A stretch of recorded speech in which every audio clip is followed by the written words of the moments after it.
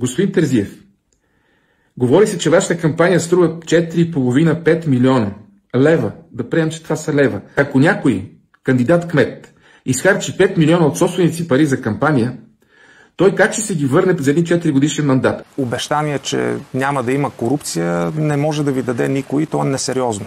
Община без корупция. Те ми викат всички, нали, това е невъзможно. Аз пък вярвам, че е възможно. Никой не може да ви даде това, което аз мога да ви обещая. Не можеш да потрошиш 5 милиона и всъщност да кажеш, че отиваш на тази общинска длъжност, за да можеш да помогнеш на хората. Предполагам, че ще има допълнително напрежение. Ако някой използва тези местни избори за трамплин, то той може да бъде само кандидатът, който не е водач на листата си. Знаете кой е той. Гласували сме за Терзиев, получили сме ГЕРБ. Не виждам как има каквато и да било връзка. Нали разбирате, че не излиза сметката? И излизат много ясно нещата, че човек инвестира, за да стане кмет на един голям град, за да може после да какво? Да граби града.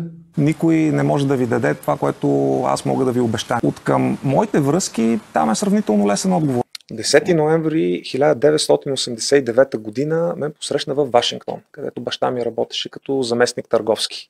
Василе, ако си похарчил 5 милиона, ще ми е много интересно как ще си ги върнеш. Просто това е... Аз смятам, че сме заслужили с това, което правим, доверието на хората. Реално до 2 години, в смисъл година и половина ще вземе строителството на завода и ще имаме първите произведени коли. Доверието на хората. Заводът ще заработи в втората половина на 2023 година. Доверието на хората. Ако аз съм искал да хода на Бахамите и да си почивам, съм имал всички възможности да го направя и не ми трябва 10 години работа и много бяла коса и бръчки, за да го постигна.